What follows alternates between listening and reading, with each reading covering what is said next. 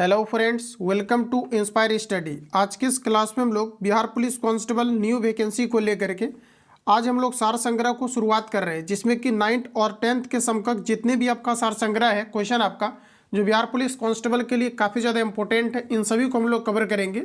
जैसा कि 21,391 पदों का जो रिक्रूटमेंट था उसमें आपका सिलेबस चेंज हुआ है और वही सिलेबस आपके जो है 18,000 आपके जो है 838 पदों के लिए आपका रिक्वायरमेंट है। तो जैसा कि अगर देखा जाए तो 9th और 10th के समकक्ष जितने भी आपका लेटेस्ट अभी एनसीईआरटी आपका लॉन्च हुआ है, जिसमें कि अपडेटेड आपके सभी क्वेश्चन पेपर आपका इंक्लूड किया गया है। अगर इसको आप पूरी तरीका से कवर करते हैं तो लगभग 80% आपके यहाँ से क्वेश्चन आपके सॉल्व हो जाएगा। हालांकि 80% क्वेश्चन बनाने के लिए 70% क्वेश्चन बनाने के लिए आपको 100% आपको लक्ष्य लेकर के चलना पड़ेगा, तभी आप इतना एक्यूरेसी आप मेंटेन कर पाएंगे। वो भी आप सभी क्वेश्चंस को अगर प्रिपेयर करते हैं तो इसका कंप्लीट पीडीएफ वीडियो का डिस्क्रिप्शन बॉक्स में टेलीग्राम का लिंक डाला गया है, तो आप टेलीग्राम को ज्वाइन कर लें, जहाँ पर कि कंप्लीट इसका मटेरियल्स आंसर आपको टिक करके प्रोवाइड किया जा रहा है। इसके पहले देखिए इंस्पायर स्टडी यूट्यूब चैनल का जो आपका ऑफिशियल टेलीग्राम चैनल था उस पर आपका कॉपीराइट आ गया है, क्योंकि उस पर देखिए जितने भी आपका लेटेस्ट आपका बुक होता था, चाहे आपका रेलवे हो, चाहे आपका बिहार कांस्टेबल हो या फिर आपका बिहार पुलिस आपका एसआई हो, इन सभी का A to Z मटेरियल्स आपका प्रोवाइड किया जाता था। इस कारण से क्या है कि जितने भी लेटेस्ट एडिशन आता था वहाँ पर आपका बुक दिया जाता था, तो बुक वाले ने क्या किया है कि वहाँ पर आपका कॉपीराइट क्लेम लगा दिया है, तो न्यू चैनल आपको बना दिया गया है। तो वीडियो का डिस्क्रिप्शन बॉक्स में जो आपका लिंक डाला गया है वहाँ पर आप क्लिक करके आप न्यू टेलीग्राम चैनल के साथ आप ज्वाइन करिए, जहाँ पर कि कंप्लीट आपको मटेरियल्स प्रोवाइड किया जा रहा है। मान लेते हैं कि रेयर केस में अगर ये भी आपका डिसेबल कर दिया जाता है तो फिर से आपका लिंक क्रिएट होगा, लेकिन बुक आपको फ्री ऑफ कॉस्ट टोटल आपको प्रोवाइड किया जा रहा है, तो उस तरह से आपको किया जाएगा। ठीक है, तो आइए क्लास को कंटिन्यू करते हैं और देखिए जितने भी आपका मटेरियल्स है A to Z आपका जो है 9th और 10th के समकक्ष, चाहो तो आप जो है 12th तक अगर आप सारी चीज़ों को कवर कर लेते हैं एनसीईआरटी को तो और भी बेटर होगा, जिसमें कि आप निश्चित रूप से आप 80+ स्कोर के लिए आप जो है लायक हो जाएंगे। तो देखिए आज का पहला प्रश्न आपके सामने आ चुका है। प्रश्न कुछ इस प्रकार से हमारा है। तो देखिए प्रश्न हमारा पूछा गया है कि क्षेत्रफल की दृष्टि से भारत का सबसे बड़ा राज्य कौन सा है। ये देखिए आपके 7 अगस्त को पेपर हुआ था बिहार पुलिस कांस्टेबल का, ये क्वेश्चन आपके एग्जाम में पूछा गया है, तो बिल्कुल आपका लेटेस्ट एडिशन है। तो देखिए कहा जा रहा है कि क्षेत्रफल की दृष्टि से भारत का सबसे बड़ा राज्य कौन सा है, तो आपका राइट आंसर हो जाएगा राजस्थान है। जबकि सबसे छोटा अगर दोस्तों देखा जाए तो ये आपका राइट आंसर हो जाएगा गोवा, तो यहाँ पर आपका डी ऑप्शन करेक्ट हो जाएगा। बात करें अगर हम लोग थार मरुस्थल का, तो ये भी आपके जो है राजस्थान के अंतर्गत है। रावत भाटा परमाणु संयंत्र भी आपके राजस्थान के अंतर्गत है, तो यहाँ से कई बार आपके क्वेश्चन एग्जाम में पूछा गया है। एक आपका है खेतड़ी जो कि तांबे के लिए प्रसिद्ध है, और ये भी कहाँ पर है, तो ये आपके राजस्थान के अंतर्गत है। भारत में पंचायती राज व्यवस्था को सबसे पहले राजस्थान के अंतर्गत ही आपके लागू किया गया था, तो राजस्थान से रिलेटेड आपको इतने फैक्ट आपको यहाँ पर याद रखनी है। अगर हम बात करें राजस्थान का, तो 3,42,239 वर्ग किलोमीटर राजस्थान का क्षेत्रफल है। इसके बाद आपका मध्य प्रदेश आ जाता है, फिर आपका महाराष्ट्र और उत्तर प्रदेश आपका जो है क्षेत्रफल के दृष्टिकोण से आ जाता है, और भारत का जो सबसे छोटा राज्य है ये आपका गोवा है। चलिए अगला प्रश्न देखिए नेक्स्ट पूछा गया है। अगला प्रश्न हमारा कुछ इस प्रकार से है, कर्क रेखा निम्न में से किस राज्य से होकर के गुजरती है। कर्क रेखा भारत के अंतर्गत टोटल 8 राज्यों से होकर के गुजरती है। इसमें देखिए हमारा जो राइट आंसर होगा ऑप्शन आपका बी करेक्ट हो जाएगा, झारखंड से होकर के कर्क रेखा गुजरती है। देखिए दोस्तों अगर हम बात करें कर्क रेखा का, तो ये आपके 23.5 डिग्री उत्तरी अक्षांश भारत के कुल 8 राज्यों से होकर के गुजरती है। कर्क रेखा 23.5 डिग्री पर आपका कौन पर झुका हुआ है, तो ये प्रश्न ऑलरेडी आपके एग्जाम में पूछा गया है, जिसमें कि देखिए आपका गुजरात, राजस्थान, मध्य प्रदेश, छत्तीसगढ़, झारखंड, पश्चिम बंगाल, त्रिपुरा व मिजोरम से होकर के कर्क रेखा गुजरती है। कितने राज्यों से, तो टोटल 8 राज्यों से गुजरती है, जिसमें गुजरात, राजस्थान, मध्य प्रदेश, छत्तीसगढ़, झारखंड, पश्चिम बंगाल, त्रिपुरा व मिजोरम से होकर के गुजरती है। चलिए अगला प्रश्न हमारा नेक्स्ट पूछा जा रहा है कि भारत का सुदूर पश्चिमी बिंदु क्या है। ये बिहार पुलिस कांस्टेबल का पूछा हुआ है, दोनों क्वेश्चन देखिए याद रखेंगे, प्रीवियस ईयर आपका रिपीट करेगा एग्जाम में। यहाँ पर देखिए आपका राइट आंसर हो जाएगा 68 डिग्री 7 मीटर पूर्वी देशांतर आपका गुजरात में, तो सी ऑप्शन आपका करेक्ट हो जाएगा। भारत का सुदूर पश्चिमी बिंदु क्या है, तो आपका 68 डिग्री 7 मिनट पूर्वी देशांतर गुजरात में, तो सी ऑप्शन आपका यहाँ पर करेक्ट हो जाएगा।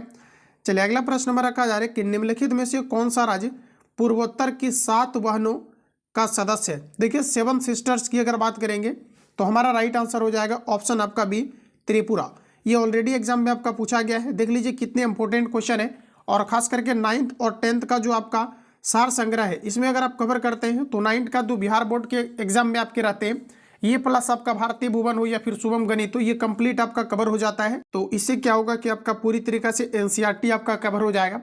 और जैसा कि एनसीईआरटी से आपके हुबहू क्वेश्चन आपके आ रहे हैं, कहीं से भी नहीं बल्कि आपका सिर्फ एनसीईआरटी से आ रहा है। और क्वेश्चन का लेवल भी देखेंगे तो काफ़ी इस बार आपका डाउन रहा था। तो इस प्रकार से आप सारी चीज़ों को कवर करेंगे तो इम्प्रूवमेंट आपका 100% आएगा। तो देखिए कहा जा रहा है कि निम्नलिखित में से कौन सा राज्य पूर्वोत्तर की 7 बहनों का सदस्य। तो हमारा दोस्तों राइट आंसर हो जाएगा आपका त्रिपुरा। इसके अंतर्गत देखिए आपका अरुणाचल प्रदेश, नागालैंड, मणिपुर, मिजोरम, त्रिपुरा, मेघालय व असम 7 बहनों यानी कि 7 सिस्टर्स के अंतर्गत आपके शामिल किया जाता है। तो इन राज्य को आप रिपीट कर लेंगे, अरुणाचल प्रदेश, नागालैंड, मणिपुर, मिजोरम, त्रिपुरा, मेघालय व असम आपके आते हैं जिसे 7 सिस्टर्स कही जाती है। चलिए अगला प्रश्न हमारा है, अगला हमारा बोला जा रहा है कि भारतीय मानक समय IMT की याम्योत्तर रेखा किस राज्य से नहीं गुजरती है। देखिए जो IMT आपका है ये आपके 82.5 डिग्री आपका पूर्वी देशांतर की ओर आपकी झुकी हुई है, जो 5 राज्यों से होकर के गुजरती है, जैसे कि आपका उत्तर प्रदेश, मध्य प्रदेश, छत्तीसगढ़, ओडिशा और आपके आंध्र प्रदेश आती है। तो यहाँ पर आपका राइट आंसर हो जाएगा ऑप्शन आपका सी, महाराष्ट्र आपका करेक्ट आंसर हो जाएगा। चलिए अगला क्वेश्चन देखिए, नेक्स्ट हमारा पूछा गया है प्रश्न है फ्रेंड्स कि भारत का सबसे बड़ा संघ राज्य क्षेत्र इनमें से क्या है। सबसे बड़ा संघ राज्य क्षेत्र की अगर बात करें तो चंडीगढ़, पुदुचेरी, लक्षद्वीप, अंडमान व निकोबार द्वीप समूह दिया गया है। ऐसे यूनियन टेरेटरी की अगर बात करी जाए तो आपके जो है लद्दाख सबसे बड़ा यूनियन टेरेटरी के अंतर्गत आता है। ऑप्शन के अकॉर्डिंग हमारा राइट आंसर हो जाएगा अंडमान और निकोबार द्वीप समूह, डी ऑप्शन आपका करेक्ट है। यहाँ पर देखिए कुछ आपको फैक्ट दिया गया है। क्षेत्रफल की दृष्टि से भारत का सबसे बड़ा संघ राज्य क्षेत्रफल जो है, क्षेत्रफल की दृष्टि से अंडमान व निकोबार द्वीप समूह आपका आता है, जिसका क्षेत्रफल 8,249 वर्ग किलोमीटर है, लेकिन इसका क्षेत्रफल आपके एग्जाम में नहीं पूछा जाएगा। चलिए अगला प्रश्न हमारा नेक्स्ट का जा रहा है कि क्षेत्रफल की दृष्टि से विश्व में भारत का कौन सा स्थान है। बिहार पुलिस कांस्टेबल का पूछा हुआ क्वेश्चन है। तो देखिए भारत जो है ये आपके 7वें नंबर पर आता है क्षेत्रफल के दृष्टिकोण से, तो डी ऑप्शन आपका करेक्ट हो जाएगा। चलिए अगला प्रश्न हमारा कहा जा रहा है कि निम्नलिखित में से कहाँ सूर्य की किरणें ऊर्ध्वाधर पड़ती है। तो देखिए कर्क रेखा पर सूर्य की किरणें ऊर्ध्वाधर पड़ती है, और यहाँ पर देखिए दोस्तों हमारा राइट आंसर हो जाएगा आपका ऑप्शन नंबर आपका डी, श्रीनगर आपने हिट किया है तो बिल्कुल आपका यहाँ पर करेक्ट हो जाएगा। अब इसका देखिए कुछ आपका फैक्ट दिया गया है कि कर्क एवं मकर रेखा पर सूर्य की किरणें सीधी पड़ती है। श्रीनगर कर्क रेखा और जो है आपका यानी कर्क रेखा से बहुत दूर लगभग आपके 34 किलोमीटर उत्तरी अक्षांश पर स्थित है, इसलिए सूर्य की किरणें यहाँ सीधी नहीं पड़ती है। और प्रश्न में देखिए हमारा क्या पूछा गया था कि कर्क रेखा जो है आपके कहाँ पर निम्नलिखित में से सूर्य की किरणें जो है ऊर्ध्वाधर पड़ती है, तो ऊर्ध्वाधर आपका यहाँ पर राइट आंसर हो जाएगा ऑप्शन आपका डी, श्रीनगर पर आपके पड़ती है। चलिए अगला क्वेश्चन है, चलिए नेक्स्ट क्वेश्चन कुछ इस प्रकार से है। प्रश्न की निम्नलिखित में से किस राज्य की सीमा म्यांमार से स्पर्श नहीं करती है। म्यांमार से स्पर्श नहीं करती है, तो म्यांमार से देखिए स्पर्श आपका करता है मणिपुर, मिजोरम और अरुणाचल प्रदेश करता है, तो आपका राइट आंसर हो जाएगा असम। असम म्यांमार के साथ सीमा को साझा नहीं करती है।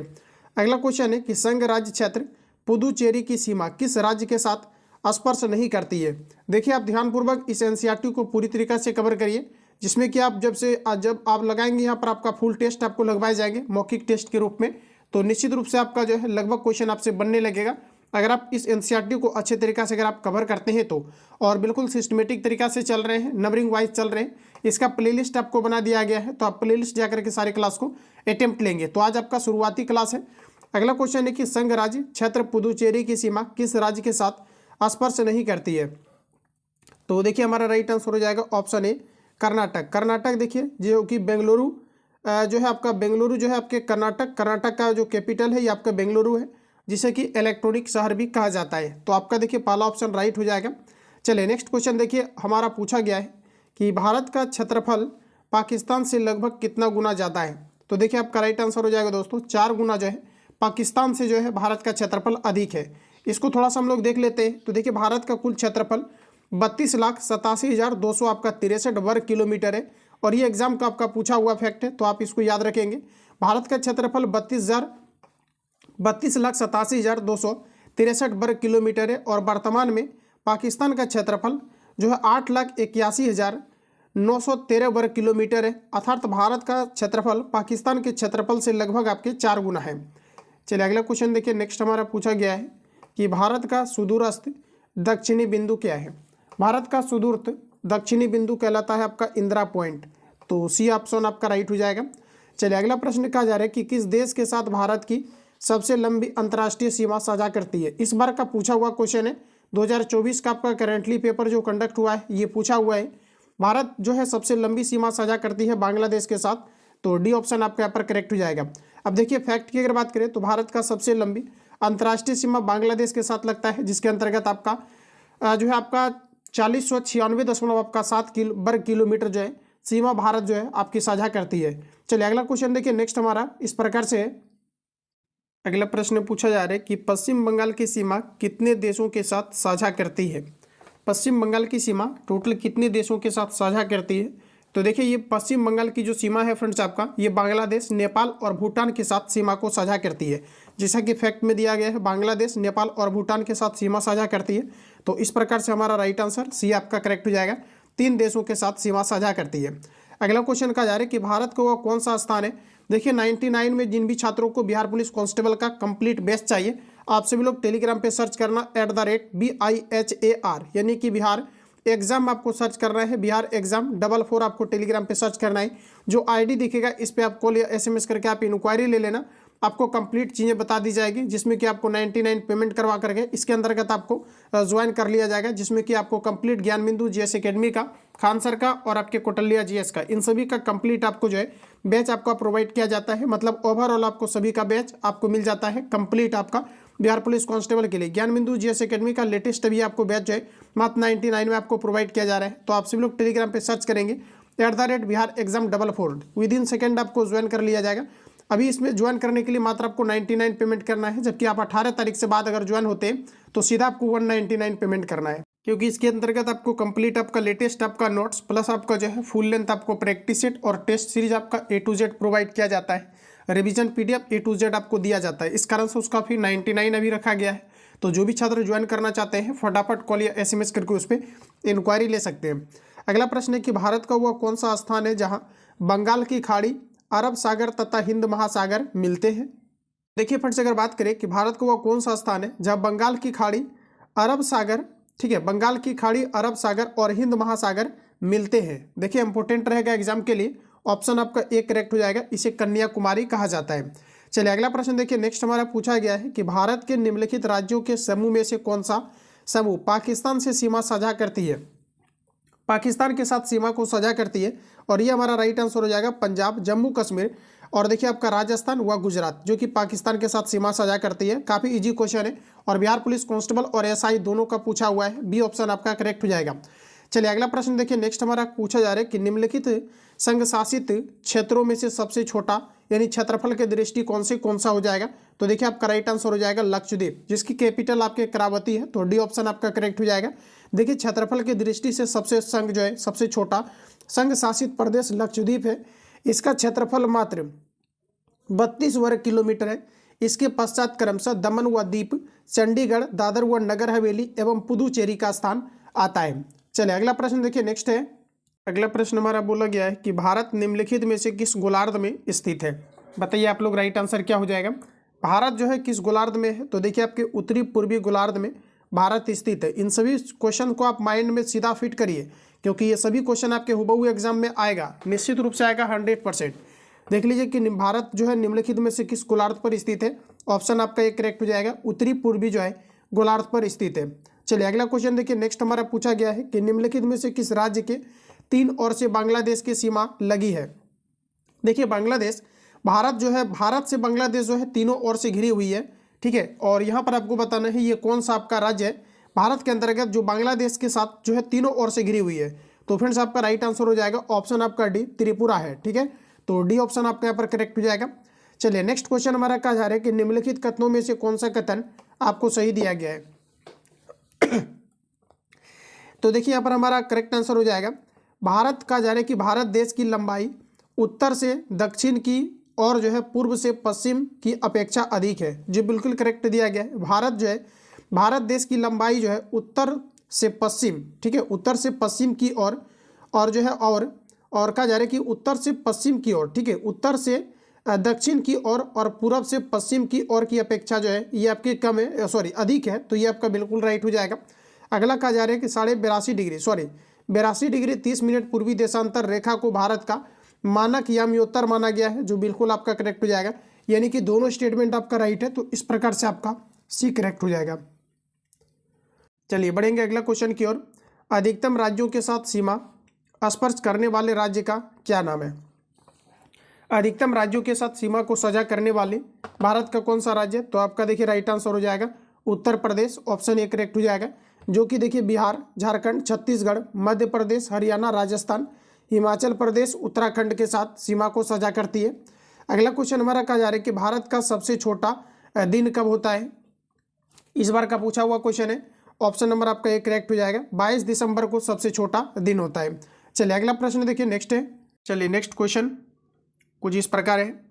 निम्नलिखित में से कौन सा राज्य झारखंड के साथ अपना सीमा साझा नहीं करता है? तो देखिए फ्रेंड्स, आपका राइट आंसर हो जाएगा। देखिए छत्तीसगढ़ झारखंड के साथ सीमा साझा करती है, पश्चिम बंगाल भी लगता है और ओडिशा भी लगता है। तो देखिए आपका राइट आंसर हो जाएगा मध्य प्रदेश नहीं लगता है।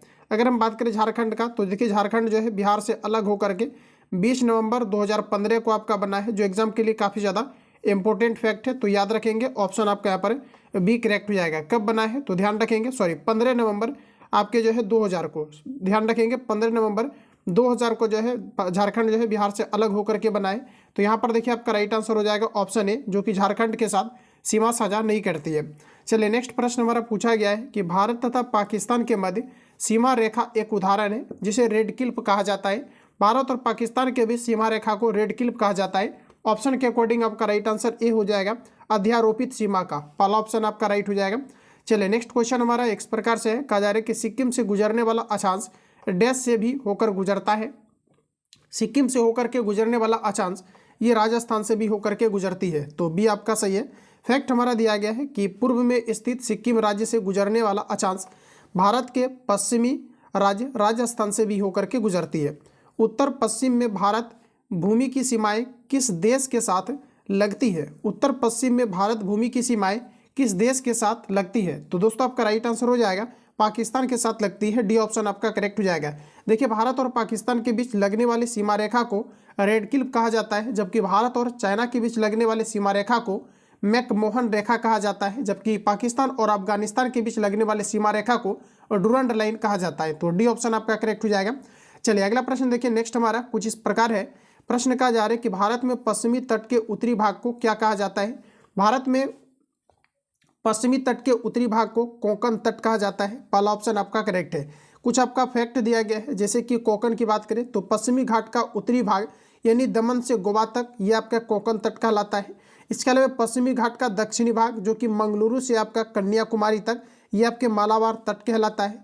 इसके अलावा अगर आगे देखिए हम लोग, तो ये आपका देखिए पूर्वी तट से उत्तरी भाग जो आंध्र प्रदेश से कृष्णा नदी से गोदावरी नदी तक भूभाग को जोड़ता है, ये आपके उत्तरी सरकार तट कहलाता है। जबकि पूर्वी तट से तट के पश्चिमी भाग यानी आंध्र प्रदेश एवं तमिलनाडु का जो तटीय मैदान है ये दोस्तों आपका कहलाता है कोरोमंडल, या इसे बोरोमंडल कहा जाता है। तो इस फैक्ट को आप यहाँ पर याद रखेंगे। अगला प्रश्न हमारा कहा जा रहा है कि पाक जल डमरू मध्य तथा मन्नार की खाड़ी द्वारा निर्मित संकीर्ण समुद्री जलमार्ग इनमें से कौन सा देश के साथ यानी इनमें से कौन सा देश से भारत अलग होता है? देखिए यहाँ पर क्वेश्चन थोड़ा सा आपका मिटा हुआ है, एरर करेगा, तो आप यहाँ पर ध्यान देखिएगा। पाक जल डमरू मध्य तथा मन्नार की खाड़ी द्वारा निर्मित संकीर्ण जो है आपका समुद्री, ठीक है ध्यान रखिएगा, समुद्री जलमार्ग द्वारा इनमें से कौन सा देश भारत से अलग होता है, ये आपको पर पूछा जा रहा है। तो यहाँ पर देखिए जो आपका राइट आंसर हो जाएगा ऑप्शन आपका सी करेक्ट हो जाएगा, श्रीलंका अलग होता है। यहाँ पर देखिए विजिबल नहीं है तो आपको टेंशन नहीं लेना है। मैं जब यहाँ पढ़ता हूँ तो आप ध्यानपूर्वक सुनेंगे तो आपको समझ में बिल्कुल आ जाएगा। अगला क्वेश्चन देखिए, नेक्स्ट हमारा पूछा जा रहा है कि जो आपको दिया गया है कि सियाचिन ग्लेशियर को लेकर किन देशों में विवाद है? सियाचिन ग्लेशियर को लेकर के किन देशों में विवाद है? तो देखिए आपका भारत और पाकिस्तान के बीच जो है सियाचिन ग्लेशियर को लेकर के विवाद है। तो सी ऑप्शन आपका करेक्ट हो जाएगा। चलिए अगला प्रश्न हमारा नेक्स्ट का जा रहा है कि व्हीलर द्वीप का नया नाम क्या है? एग्जाम के लिए इंपॉर्टेंट रहेगा। व्हीलर द्वीप का नया नाम क्या है? तो आपका सही आंसर हो जाएगा अबुल कलाम आज़ाद द्वीप। व्हीलर द्वीप का नया नाम क्या है? तो आपका राइट आंसर हो जाएगा अबुल कलाम आज़ाद द्वीप, सी ऑप्शन आपका करेक्ट है। चलिए अगला प्रश्न हमारा दिया गया है कि भारत में सबसे लंबा समुद्र तट कौन सा है? तो देखिए भारत में सबसे लंबा समुद्र तट इनमें से आपका क्या है? तो दोस्तों आपका राइट आंसर हो जाएगा मरीना तट है, जो कि भारत में सबसे लंबा समुद्र तट है, जिसे हम लोग कहते हैं मरीना तट। तो डी आपका करेक्ट हो जाएगा। नेक्स्ट क्वेश्चन है कि भारत में एकमात्र सक्रिय ज्वालामुखी बैरन द्वीप कहाँ पर है। कई बार प्रश्न आपका पूछा गया है कि भारत में कौन सा जो है सक्रिय ज्वालामुखी है। तो देखिए ध्यान रखिएगा, ये आपका बैरन द्वीप है। ये कहाँ पर है, तो ये देखिए आपके जो है अंडमान द्वीप समूह के अंतर्गत आता है बैरन द्वीप, जो भारत के अंतर्गत एकमात्र आपका सक्रिय ज्वालामुखी है। तो पहला ऑप्शन आपका जो है सही हो जाएगा। नेक्स्ट प्रश्न है कि जो है खैबर दर्रा कहाँ पर स्थित है। तो देखिए बात हो रही है खैरब दर्रा का, तो आपका डी करेक्ट हो जाएगा। ये पाकिस्तान के अंतर्गत आपके खैरब दर्रा है। चलिए अगला प्रश्न देखिए। नेक्स्ट हमारा दिया गया है कि निम्नलिखित में से कौन सा सतलज नदी घाटी में स्थित है। निम्नलिखित में से कौन सा सतलज नदी घाटी में स्थित है। तो सही आंसर हमारा हो जाएगा शिपकिला दर्रा, जो कि आपके सतलज नदी घाटी में स्थित है। एग्जाम के लिए काफ़ी ज़्यादा इंपॉर्टेंट है। ये पूरा बुक ही आपका मोस्ट इंपॉर्टेंट है, जिसमें कि एनसीईआरटी को पूरी तरीक़ा से कवर किया गया है। इसका कंप्लीट पीडीएफ आपको आंसर के साथ आपको प्रोवाइड किया जा रहा है। तो वीडियो के डिस्क्रिप्शन बॉक्स में टेलीग्राम का लिंक डाला गया है, तो आप टेलीग्राम को ज्वाइन करें। ऑप्शन आपका सी करेक्ट हो जाएगा, शिपकिला। चलिए अगला प्रश्न देखिए। नेक्स्ट हमारा दिया गया है कि कैलाश दिया गया है कि सोमेश्वर की यात्रा पर जाने वाले तीर्थ यात्रियों को तिब्बत में, ठीक है, दिया गया है कि तिब्बत में, यहाँ पर देखिए थोड़ा सा मिट गया है आपका, तिब्बत में करने के लिए किस दर्रे को पार कर जाना पड़ता है। मतलब तिब्बत में जो प्रवेश करता है, यानी तिब्बत में प्रवेश करने के लिए किस दर्रे को पार करना पड़ता है, ये आपको पर पूछा जा रहा है। तो देखिए पूछा जा रहा है कि कैलाश मानसरोवर, ठीक है, कैलाश मानसरोवर की यात्रा पर जाने वाले तीर्थ यात्रियों को तिब्बत में प्रवेश करने के लिए किस दर्रे को पार करना पड़ता है, ये क्वेश्चन आपके पूछे गए हैं। तो देखिए इसमें आपका पार करना पड़ता है नाथुला दर्रा को। ऑप्शन आपका यहाँ पर डी सही है। चलिए नेक्स्ट क्वेश्चन देखते हैं। तो अगला प्रश्न हमारा दिया गया है साथियों कि दक्कन पैसेज निम्नलिखित में से किसके मध्य स्थित है। तो बात करें हम लोग दक्कन पैसेज का, ये कहाँ पर आपके हैं। तो ये देखिए आपका राइट आंसर हो जाएगा दक्षिणी व आपका लिटिल अंडमान के मध्य है। तो बी ऑप्शन आपका यहाँ पर करेक्ट हो जाएगा। चलिए अगला प्रश्न हमारा कहा जा रहा है कि डैश बृहत हिमालय में स्थित एक ठंडा रेगिस्तान है। बृहत हिमालय में स्थित एक ठंडा रेगिस्तान है, और ये आपका राइट आंसर हो जाएगा लद्दाख है। ऑप्शन नंबर आपका ए करेक्ट हो जाएगा। चलिए नेक्स्ट प्रश्न हमारा पूछा गया है कि माउंट एवरेस्ट नाम किसके नाम पर रखा गया है। माउंट एवरेस्ट विश्व का सबसे बड़ा जो है ऊंचा शिखर है, और ये नेपाल के अंतर्गत है। नेपाल में माउंट एवरेस्ट को सागर माथा के रूप में जानी जाती है। तो ये देखिए आपका भारत का एक महासर्वेक्षक के नाम पर जो है माउंट एवरेस्ट नाम रखा गया है। तो ऑप्शन आपका सी करेक्ट हो जाएगा। ध्यान रखेंगे, एग्जाम के लिए इंपॉर्टेंट आपके हैं। चलिए अगला प्रश्न, और यहाँ पर देखिए कुछ आपका फैक्ट दिया गया है कि जो है सर जॉर्ज एवरेस्ट के नाम पर इस पर्वत का माउंट एवरेस्ट नाम रखा गया है। वे एक ब्रिटिश भूगोल, ठीक है, भूगोलवेत्ता और महान सर्वेक्षक थे, जो 1865 ईस्वी में उन्हीं के नाम पर माउंट एवरेस्ट का नामकरण किया गया है। तो इस क्वेश्चन को एक बार हम रिपीट करते हैं। क्वेश्चन देखिए हमारा पूछा गया है कि माउंट एवरेस्ट नाम किसके नाम पर रखा गया है। तो देखिए आपका यहाँ पर राइट आंसर जो होगा क्वेश्चन नंबर आपके 12 का सी ऑप्शन आपका करेक्ट होगा। भारत के एक महान सर्वेक्षक के नाम पर माउंट एवरेस्ट का नाम रखा गया है। अगर हम बात करें भारत का सबसे ऊंचा पर्वत शिखर, तो आपका K2 हो जाएगा, जिसे गाडविन आइंस्टीन कहा जाता है, जो कि विश्व का दूसरा सबसे बड़ा ऊंचा आपका जो है शिखर है।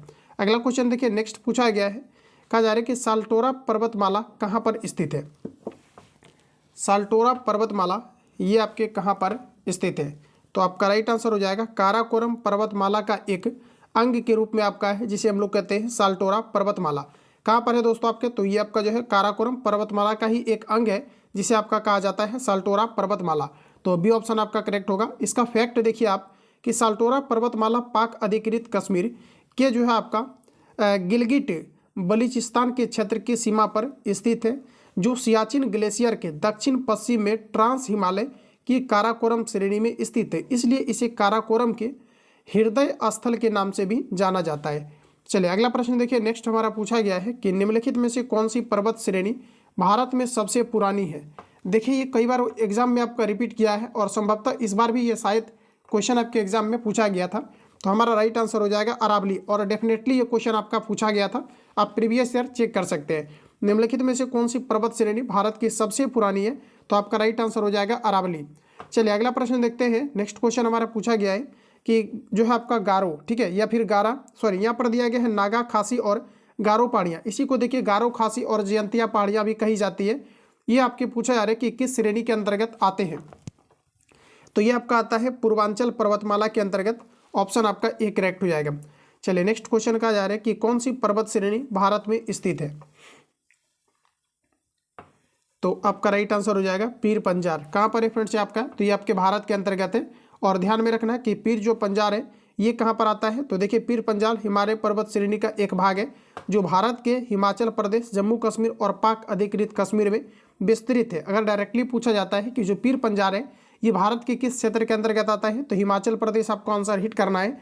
और यहाँ पर देखिए विस्तृत है, यह निम्न हिमालय की सर्वोच्च पर्वत श्रेणी है, जबकि जो है आराकानियोमा जो है आपका म्यांमार, साल्ट रेंज पाकिस्तान और सुलेमान पाकिस्तान और अफगानिस्तान में स्थित है। तो ये सभी पॉइंट आप यहाँ पर याद रखेंगे। चलिए अगला क्वेश्चन कहा जा रहा है कि मैकाल पर्वतमाला किस राज्य में स्थित है। तो देखिए बात करें हम लोग मैकाल का, तो मैकाल पर्वतमाला छत्तीसगढ़ के अंतर्गत है। डी ऑप्शन आपका करेक्ट हो जाएगा। छत्तीसगढ़ के अंतर्गत मैकाल पर्वतमाला स्थित है। अगला प्रश्न आपको नेक्स्ट दिया गया है, कहा जा रहा है कि जो है नल्लामाला की पहाड़ियाँ किस राज्य में स्थित है।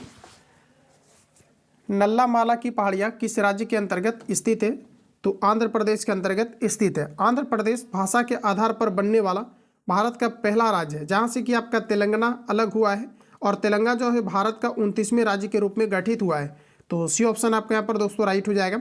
अगला प्रश्न में कहा जा रहा है कि आंध्र प्रदेश और तमिलनाडु के तटीय भूभाग को क्या कहते हैं। आंध्र प्रदेश और तमिलनाडु के तटीय भूभाग को दोस्तों आपका कहा जाता है कोरोमंडल तट। बी ऑप्शन आपका सही हो जाएगा। चलिए अगला क्वेश्चन देखिए नेक्स्ट आपका कुछ इस प्रकार है, कहा जा रहा है कि विश्व में दूसरा सबसे ऊंचा पर्वत शिखर निम्नलिखित में से कौन सा है। विश्व में दूसरा सबसे बड़ा ऊंचा पर्वत शिखर कौन सा है। करेंटली मैंने आपको कवर कराया है, ये आपका K2 है, जो जिसे हम लोग गैडविन आइंस्टीन कहते हैं और ये भारत के अंतर्गत है।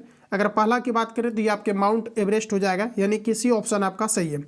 इसका देखिए फैक्ट आप अवश्य कवर करें। विश्व का दूसरा सबसे ऊंचा पर्वत शिखर K2 यानी काराकोरम पर्वत श्रेणी में स्थित है, जिसे गैडविन आइंस्टीन कहा जाता है। यह पश्चिमी हिमालय एवं भारत की सर्वोच्च पर्वत चोटी है, जिसकी ऊंचाई की बात करें तो ये आपका जो है 8611 मीटर है। चलिए अगला प्रश्न हमारा नेक्स्ट पूछा जा रहा है कि माजुली विश्व का सबसे बड़ा नदी द्वीप किस राज्य में स्थित है।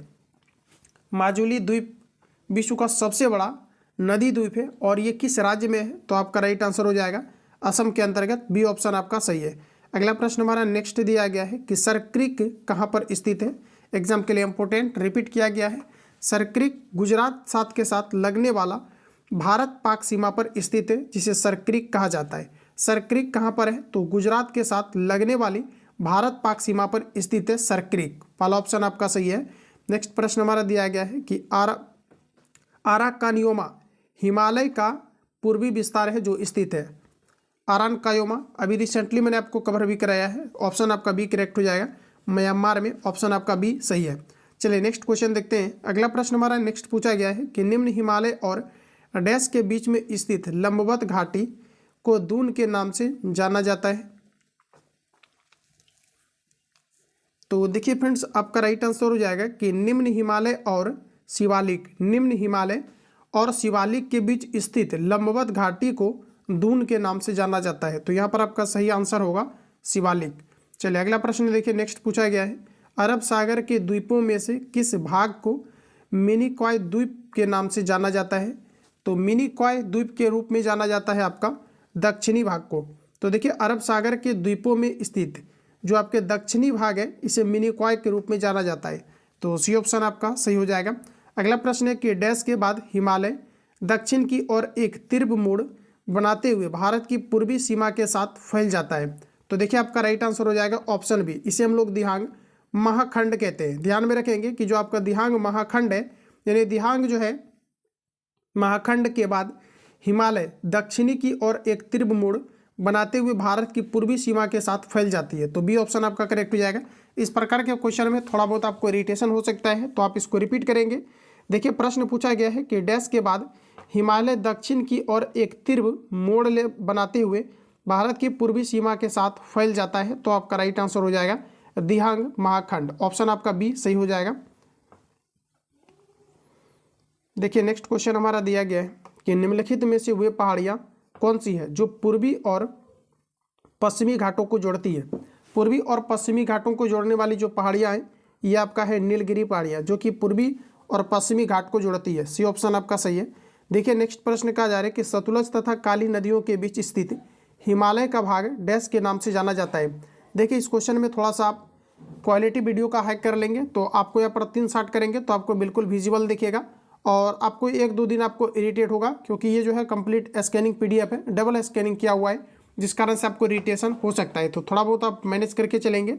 अगला प्रश्न है कि सतलज तथा काली नदियों के बीच स्थित हिमालय का भाग डैश के रूप में जाना जाता है। तो देखिए दोस्तों, सतलज और काली नदी के बीच स्थित हिमालय को किस रूप में जाना जाता है? तो आपका सही आंसर हो जाएगा, इसे कुमायूं हिमालय कहा जाता है। तो सी ऑप्शन अगर आपने दिया है तो बिल्कुल राइट है। नेक्स्ट क्वेश्चन कहा जा रहा है कि तीस्ता और दिहांग नदियों के मध्य आने वाले हिमालय के भाग को डैश से हिमालय कहा जाता है। तो देखिए तीस्ता और दिहांग नदियों के मध्य आने वाले हिमालय को क्या कहा जाता है?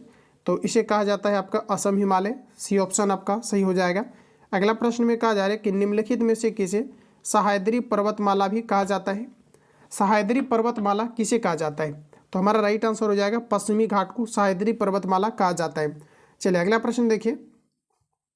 नेक्स्ट में कहा जा रहा है कि केरल के तट को क्या कहते हैं? बताइए आप लोग, राइट आंसर क्या है? केरल के तट को कहा जाता है मालाबार तट।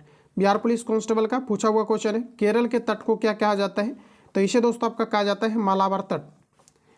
बी आपका करेक्ट हो जाएगा। चलिए अगला प्रश्न हमारा नेक्स्ट दिया गया है, जोजिला दर्रा जोड़ता है, एग्जाम के लिए इंपॉर्टेंट है। जोजिला दर्रा जोड़ता है श्रीनगर को लेह से जोड़ता है, इसे हम लोग कहते हैं जोजिला दर्रा। जोजिला दर्रा श्रीनगर को लेह से जोड़ता है। तो पहला ऑप्शन सही है। नेक्स्ट क्वेश्चन है कि पुरातन काल में हिमालय के स्थान पर कौन सा सागर विद्यमान था? पुरातन काल में हिमालय के साथ कौन सा सागर विद्यमान था? तो सही आंसर हो जाएगा हमारा टेथिस सागर था। ऑप्शन सी करेक्ट हो जाएगा। चलिए अगला प्रश्न की ओर चलते हैं। नेक्स्ट प्रश्न कहा जा रहा है कि कुल्लू घाटी किसके मध्य स्थित है? बताइए आप लोग, राइट आंसर क्या है? कुल्लू घाटी किसके मध्य स्थित है? तो कुल्लू घाटी जो है आपका लद्दाख और पीर पंजाल के बीच आपके कुल्लू घाटी स्थित है। तो ऑप्शन ए सही है यहाँ पर। चलिए अगला प्रश्न दिया गया है कि अंडमान तथा निकोबार द्वीप समूह में सबसे ऊंची चोटी कौन सी है? सबसे ऊंची जो है आपका चोटी कौन सा है? अंडमान और निकोबार द्वीप समूह में सबसे ऊंची चोटी की अगर बात करी जाए तो आपका राइट आंसर हो जाएगा ऑप्शन आपका माउंट एवरेस्ट। माउंट देखिए जो आपका सैंडल है, सॉरी माउंट सैंडल जो है अंडमान और निकोबार द्वीप समूह के सबसे ऊंची चोटी है दोस्तों। तो ऑप्शन आपका यहाँ पर सी करेक्ट हो जाएगा। चलिए अगला प्रश्न की ओर चलते हैं। नेक्स्ट क्वेश्चन पूछा जा रहा है कि पूर्वी हिमालय की तुलना में वृक्ष रेखा का ऊंचाई मान पश्चिमी हिमालय में होता है। तो देखिए पूर्वी हिमालय की तुलना में वृक्ष रेखा की ऊंचाई मान जो होता है ये आपके पश्चिमी हिमालय में क्या होता है? तो पश्चिमी हिमालय में जो है आपके कम होता है। तो बी ऑप्शन आपका यहाँ पर करेक्ट हो जाएगा। अगला प्रश्न दिया गया है कि निम्नलिखित में से अक्साई चीन का भाग है। बताइए काराकोरम श्रेणी, पश्चिमी घाट, शिवालिक श्रेणी, लद्दाख पठार। तो देखिए अक्साई चीन का इनमें से जो भाग है ये कौन सा है? अक्साई चीन की अगर बात करेंगे तो ये आपका लद्दाख पठार जो है अक्साई चीन का भाग है। डी ऑप्शन आपका करेक्ट हो जाएगा। चलिए अगला प्रश्न देखते हैं। नेक्स्ट क्वेश्चन हमारा कुछ इस प्रकार है। प्रश्न पूछा है कि मुंबई में पुणे की अपेक्षा अधिक वर्षा होती है, क्यों? तो इसका देखिए प्रमुख कारण है आपका मुंबई जो है आपका पवनाभिमुखी। ऑप्शन आपका एक करेक्ट हो जाएगा। मुंबई पवनाभिमुखी इसका प्रमुख कारण है, क्योंकि अलग अलग तरह के चक्रवात के कारण से अलग अलग आपके बारिश होता है। तो ये कंप्लीट आपको मानसून चैप्टर में कवर कराएंगे। ऑप्शन आपका यहाँ पर ए करेक्ट हो जाएगा। चलिए अगला प्रश्न देखिए। नेक्स्ट हमारा पूछा जा रहा है कि भारत की जलवायु पर निम्नलिखित में से किसका प्रभाव नहीं पड़ता है? तो भारत की जलवायु पर किसका प्रभाव नहीं पड़ता है? देखिए मानसून का पड़ता है, और देखिए गल्फ स्ट्रीम धारा इसका नहीं पड़ता है, भूमध्य रेखा का भी पड़ता है, हिंद महासागर का अस्तित्व ये सभी का पड़ता है। तो आपका यहाँ पर राइट आंसर भी हो जाएगा, जिसका कि भारत की जलवायु पर किसी भी प्रकार का प्रभाव नहीं पड़ता है। चलिए नेक्स्ट क्वेश्चन पूछा जा रहा है कि वर्ष में 50 सेंटीमीटर से कम वर्षा क्षेत्र है। 50 सेंटीमीटर से कम जो है वर्षा क्षेत्र है, कौन सा क्षेत्र है? तो आपका राइट आंसर हो जाएगा कश्मीर में लेह। देखिए अगर बात करें हम लोग सबसे वर्षा जो है सबसे ज़्यादा जो वर्षा है ये कहाँ पर कम होता है? दोहे कम की अगर बात करेंगे तो ये आपका राइट आंसर हो जाएगा लेह, जहाँ पर कि सबसे कम बारिश होती है। अगर सबसे अधिक वर्षा की बात करें तो गारो खासी और जयंतिया पहाड़ियाँ के अंतर्गत सबसे अधिक बारिश होता है। बिहार में देखिए अगर सूखा प्रदेश की बात करें तो गया और औरंगाबाद सूखा प्रदेश कहलाता है, जबकि किशनगंज के अंतर्गत काफ़ी ज़्यादा बारिश होती है, और किशनगंज के अंतर्गत ही भारत में बिहार के अंतर्गत आपके चाय का उत्पादन किया जाता है। तो बी ऑप्शन आपका करेक्ट हो जाएगा। चलिए अगला प्रश्न फ्रेंड्स पूछा गया है कि दक्षिण पश्चिम मानसून कब तक पूरे देश में सक्रिय हो जाता है। दक्षिण पश्चिम मानसून कब तक पूरे देश में सक्रिय हो जाता है, तो ये आपके 15 जुलाई तक पूरे देश में सक्रिय हो जाता है। डी ऑप्शन आपका करेक्ट हो जाएगा। अगला प्रश्न है कि भारत में शरदकालीन वर्षा क्षेत्र है। भारत में शरदकालीन वर्षा क्षेत्र है Punjab, Tamil Nadu. B option correct हो जाएगा। चलिए अगला प्रश्न देखिए, नेक्स्ट हमारा पूछा गया है कि निम्न भारतीय मिट्टियों में से कौन बेसाल्ट लावा के अपक्षय के कारण निर्मित हुआ है। बेसाल्ट लावा के कारण अपक्षय से होने वाले इनमें से मिट्टी का नाम बतानी है, तो ये देखिए आपका सही आंसर हो जाएगा रेगुल मिट्टियाँ हैं, जो कि दोस्तों आपके बेसाल्ट लावा के अपक्षय के कारण से आपका निर्मित हुई है। तो डी ऑप्शन आपका करेक्ट हो जाएगा। चलिए अगला प्रश्न हमारा नेक्स्ट दिया गया है। प्रश्न हमारा कुछ इस प्रकार है कि भारत में निम्नलिखित में से किस प्रकार का वन सर्वाधिक बृहद क्षेत्र में पाया जाता है। तो भारत के अंतर्गत पाए जाने वाले जो वन है उष्णकटिबंधीय शुष्क पर्णपाती वन है। सी ऑप्शन आपका करेक्ट हो जाएगा। तो आज के इस क्लास को हम लोग यहीं पर खत्म करते हैं। बाकी जो आपके मटेरियल्स बचा हुआ है नेक्स्ट क्लास में हम लोग कवर करेंगे। अगर आप चैनल पर नए हैं तो चैनल को सब्सक्राइब करके बेल आइकन को प्रेस कर लेना, ताकि आने वाली क्लास का नोटिफिकेशन आपको टाइम टू टाइम मिले। अगर आप वीडियो के डिस्क्रिप्शन बॉक्स में जो टेलीग्राम का लिंक डाला गया है वहाँ से आप ज्वाइन नहीं है तो आप टेलीग्राम को ज्वाइन कर लें, जहाँ पर कि कंप्लीट आपको मटेरियल्स प्रोवाइड किया जा रहा है। तो मिलते हैं हम लोग नेक्स्ट क्लास में, तब तक के लिए जय हिंद, बेस्ट ऑफ लक।